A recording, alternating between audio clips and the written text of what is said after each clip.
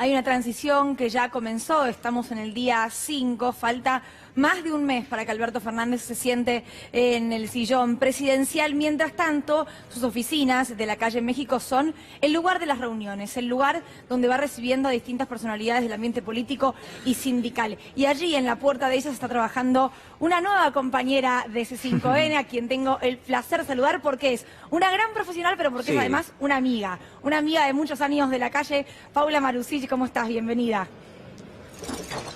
Buenas tardes, Luli, Julián también. Exactamente, estamos trabajando aquí en México al 300, donde, como bien vos decías, en esta que es la última tarde en la que estará Alberto Fernández previo a su primer viaje internacional como presidente electo, se están desarrollando una serie de reuniones, principalmente reuniones que tienen que ver con el plano económico, social y judicial. Paso a contarles bien por qué.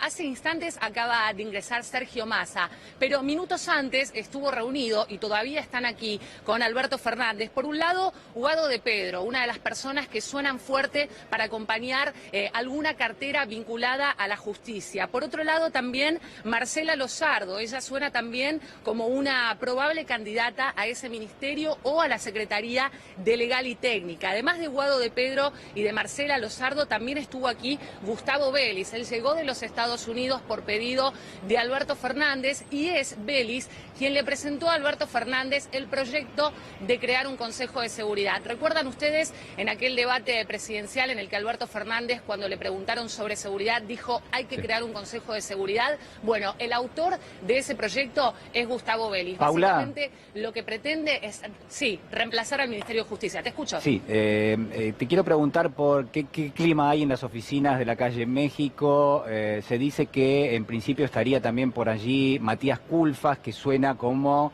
potencial ministro de Economía del equipo de Alberto Fernández, teniendo en cuenta que empiezan a correr los días, que se supone que tiene que haber algún tipo de contacto con quienes forman parte del equipo económico del gobierno nacional, del presidente Macri, y que hay toda una comunidad de empresarios, fondos de inversión, el propio Fondo Monetario Internacional. Hace apenas algunas horas el ministro de Economía de los Estados Unidos, que es el secretario del Tesoro, también emitiendo un mensaje y presionando quizás al futuro equipo económico de Alberto Fernández para que resuelva el tema de la deuda. Digo, hay una carpeta enorme con muchísimos temas que resolver, y se menciona a Culfas como candidato justamente a ser ministro de Economía.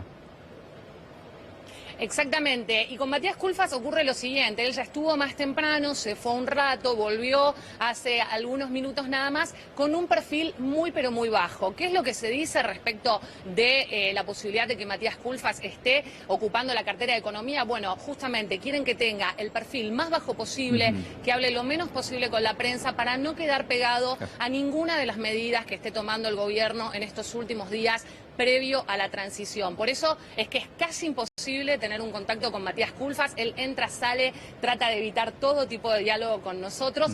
Y quien estuvo también hoy más temprano aquí fue Sergio Palazzo, titular de la bancaria. Él fue quien almorzó con Alberto Fernández en uno de los restaurantes que está aquí a pocos metros de su oficina en la calle México. Si les parece, compartimos lo que decía el titular de la bancaria, que además aprovechó para invitarlo a un plenario de la CGT. Lo escuchamos. Primero, felicitarlo por el proceso electoral. Ya lo había hecho, lo había visto, pero no habíamos tenido la oportunidad de hablar, agradecerle la invitación a almorzar y bueno, expresarle la preocupación que tenemos los trabajadores por la situación social, que él la comparte. Por otro lado, trabajar en conjunto a su vuelta del viaje que va a realizar con los equipos técnicos, para empezar a ver cómo es la situación del pacto social, el aporte que puede hacer el movimiento obrero también, y desde la asociación bancaria plantearle la necesidad de la revalorización de la banca pública, cosa que él comparte plenamente, y cuando fue jefe de gabinete así fue también, que se revalorizó la banca pública. Así que en ese orden de cosas se habló nada más. Creo que el movimiento obrero fue el que pidió la unidad en la diferencia del sector político, y tiene que corresponder de la misma manera, aún teniendo diferencia de matices entre los compañeros. Tenemos que acompañar un gobierno que hemos ayudado en cierta medida a que a partir del 10 de diciembre ejerce el poder en la Argentina. Bueno, eso lo tendrá que resolver el Consejo Directivo de la CGT, seguramente tiene un proceso y un proceso y un tiempo.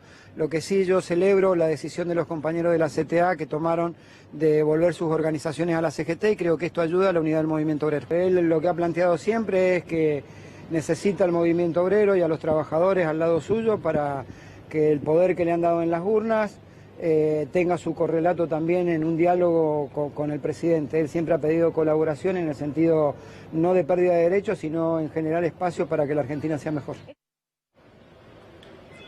Ahí estaban las palabras entonces de Sergio Palazzo, titular de la bancaria. Almorzó con Alberto Fernández, que todavía está aquí en su oficina de la calle México, con Sergio Massa, con Guado de Pedro y con el resto de los dirigentes que les hemos nombrado. Y aquí detrás mío, la camioneta que lo traslada a Alberto Fernández, que está en marcha ya desde hace algunos minutos. Tal vez esto sea indicio de que en algún momento más Alberto Fernández abandonará las oficinas de la calle México, ya entonces para a las 23:55 dirigirse hacia México para encontrarse con Manuel López Obrador, mandatario mexicano.